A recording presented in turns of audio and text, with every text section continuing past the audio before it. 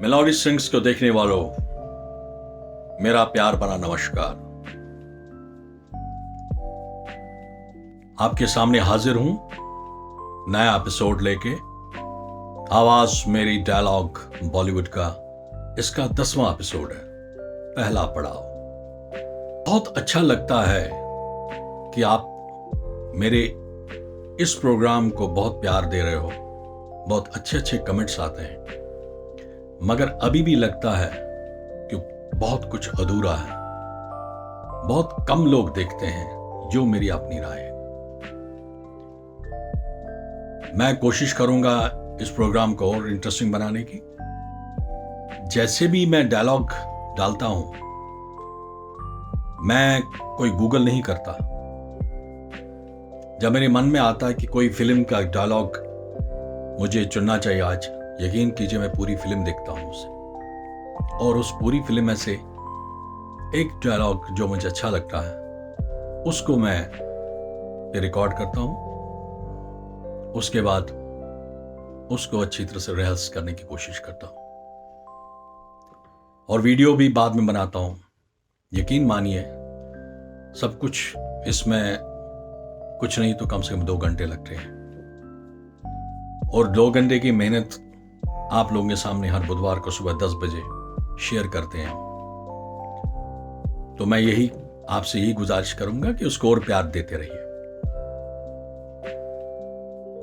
अब जो मैंने डायलॉग बोला था, जिस डायलॉग को पहचानने के लिए बड़ी कोशिशें हुई थी, रेखा पंडित जी, पंडिता जी, आप बहुत ज्यादा नजदीक थे। मैंने आपको हिंट भी दिया था। आपने सही संजीव कुमार की आवाज पहचानी थी, उनकी टिपिकल हंसी जो मैंने कोशिश की थी इसमें पहचान। उन्होंने ये बोला था संजीव कुमार, और शायद में सही जेफरी, क्योंकि चाल खेलो दिलीप कुमार साहब बोलते हैं उसमें, तो उनको लगा शायद शतरंज के खिलाड़ी है। नहीं, उसके बाद किसी ने जीवन भी कहा था, वो भी जीवन भी नहीं थे। मगर तीर सही जो कहते हैं ना, जो शॉट लगा था, मतलब वो कोई उसमें नहीं था, अंधेरे में तीर नहीं था, वो बिल्कुल परफेक्ट तीर था। जो पहले कमेंट्स में ज्योत्सना जी ने रोक लिया था, बट यस ज्योत्सना जी, आपको बहुत बहुत मुबारक हो।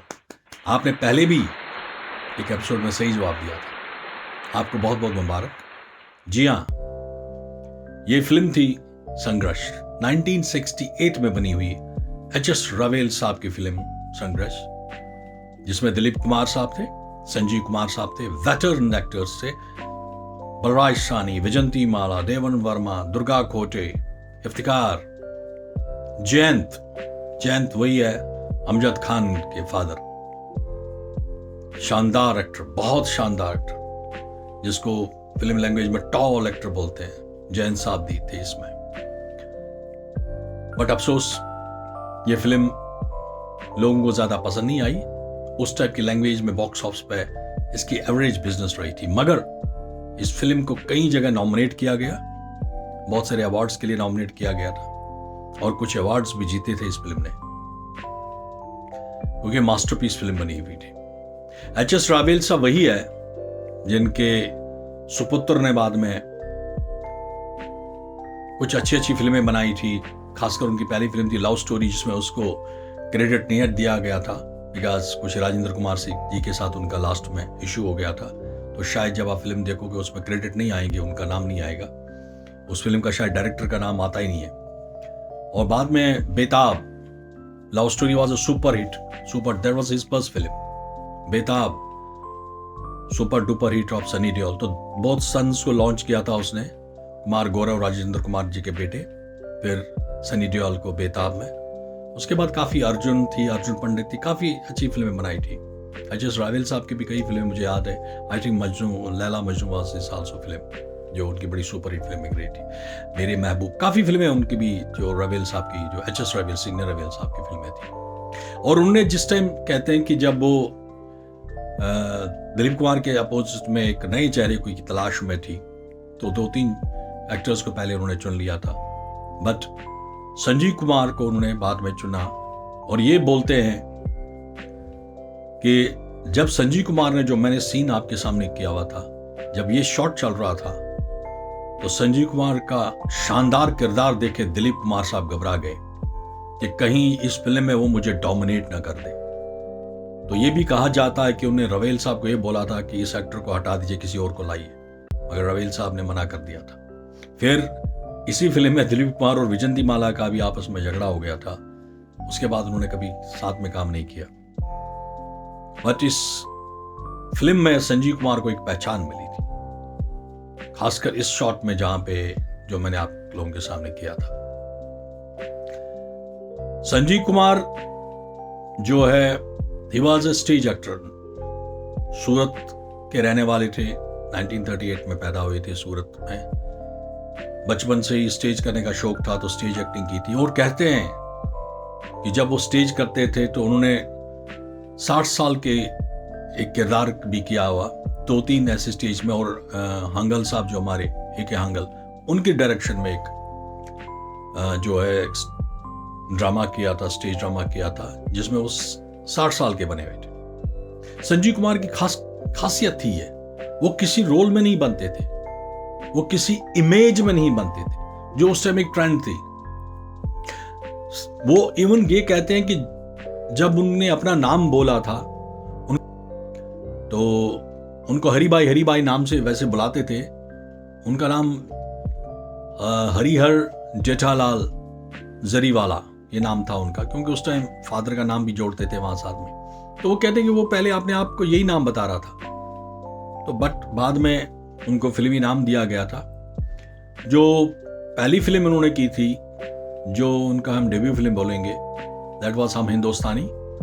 उसके बाद एक निशान एक फिल्म आई थी, फिर राजा और रंग, कुछ इस तरह की कुछ फिल्में और आई। बट संजीव कुमार को अगर पहचान दी, पहले तो संघर्ष ने दी, उसके बाद उनकी एक फिल्म आई थी खिलौना, जिसमें शत्रुघ्न सिन्हा साहब अपोजिट किरदार में थे, मुमताज थी और जितेंद्र वेरी स्पेशल रोल में थे। उस फिल्म ने इनको पहचान दी संजीव कुमार को। गुलजार साहब ने संजीव कुमार को ऐसे ऐसे किरदार दिए कि उनकी एक्टिंग को निखार दिया उन्होंने सचमुच। जबकि Sanjeev Kumar is a very natural actor. बहुत कम ऐसे एक्टर्स होते हैं जिनमें एक नेचुरल एक्टिंग होती है, उनमें एक संजीव कुमार साहब।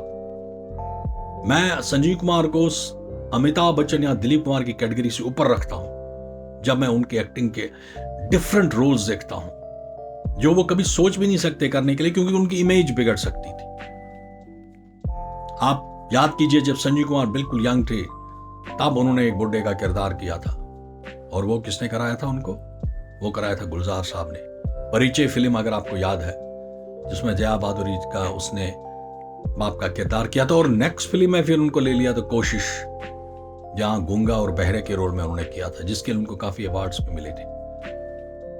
उसके बाद आंधी फिल्म, कौन बोल सकता उस फिल्म को, अगेन ओल्ड कैरेक्टर। फिर मौसम शर्मिला टैगोर के साथ।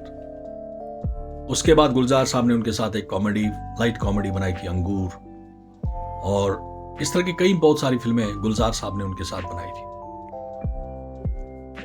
और संजीव कुमार अगर ठाकुर का किरदार नहीं करते तो कोई और करता, तो हो सकता है गब्बर सिंह की तरह ठाकुर का किरदार इतना हिट नहीं होता जिस तरह जो है संजीव कुमार ने उस रोल में जान डाली थी।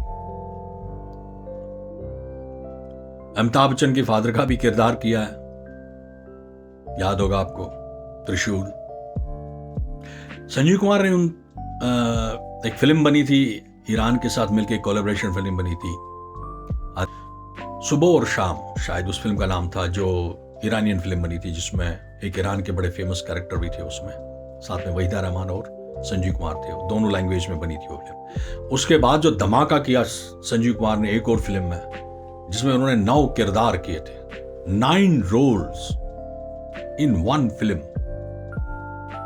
नया दिन नई रात, जया बहादुरी जी भी थी उसमें।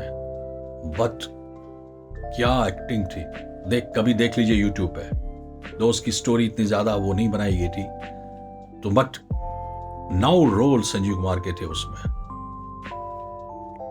सो संजीव कुमार, जैसे मैंने बोला, the most versatile actor, but unfortunately बहुत ही यंग एज में, जो 47 साल की उम्र में वो हम सबको छोड़ के चले गए यहां से। संजीव कुमार की पर्सनल लाइफ बहुत डिस्टर्ब रही थी। पहले उनके भाई का निधन हो गया था जिससे वो बहुत दुखी थे। फिर उनकी फैमिली को पालते थे वो, और फिर हेमा मालिनी को दिल दे बैठे, मगर वहां पे हेमा मालिनी की मां ने अड़चन डाली तो वो शादी नहीं हो पाई। फिर सुलक्षणा पंडित जी के साथ उनका काफी टाइम तक चलता रहा, मगर वहां भी बात नहीं बनी, क्योंकि संजीव कुमार ने कहते हैं कि बहुत ज्यादा शराब पीनी शुरू की थी और शराब ही उसको पी गई। तो हमने एक बहुत ही अच्छा एक्टर खोया था सिर्फ 47 साल की एज में। तो ये था संजीव कुमार के बारे में कुछ नोन अननोन फैक्ट्स। पहले वो शॉर्ट देखते हैं, उसके बाद नए एपिसोड के लिए नया डायलॉग आपके सामने हाजिर करते हैं। शॉर्ट देख लीजिए। और पिया और।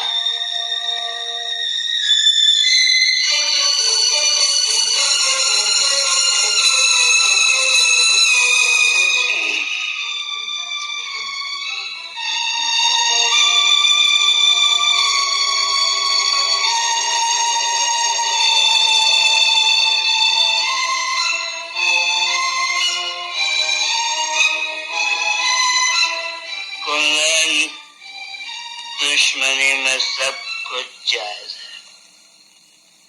बाप दादाओं के खून का बदला लेना संतान का फर्ज है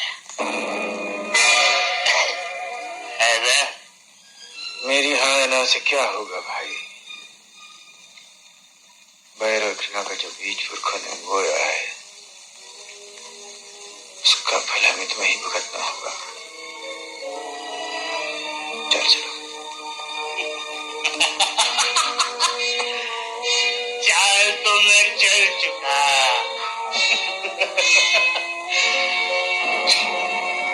पानी पीट लिया मैंने।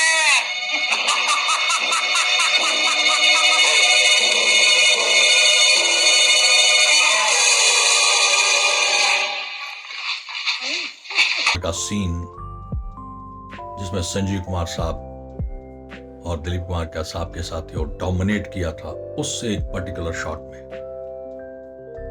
चलिए आज का अब हम डायलॉग बोलते हैं। मुझे उम्मीद है, पक्की उम्मीद है कि एक सेकंड में इस एक्टर को पहचानोगे जिसका मैं डायलॉग बोलने जा रहा हूं। चलिए एक्टर तो पहचान लोगे फटाफट। थोड़ी सी तकलीफ कीजिएगा और फिल्म इसका नाम बता दीजिएगा। और वो इसलिए जो सबसे पहले बोलेगा उसको विनर घोषित किया जाएगा। डायलॉग इस तरह है।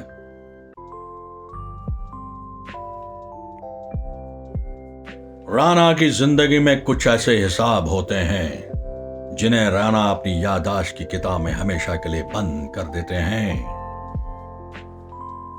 ये हमारा वचन रहा कि गुनाह की समंदर की कोई भी मछली तुम्हारे जीवन की पवित्र नदी में कभी नहीं आएगी। जाओ, जी लो अपनी जिंदगी। ये राणा का वचन है। दुनिया में सिर्फ 2 दादे हैं, एक ऊपर वाला, एक हम, राणा। तो ये था आज का डायलॉग। अगली बार फिर मिलते हैं अगले एपिसोड में। तब तक के लिए नमस्कार।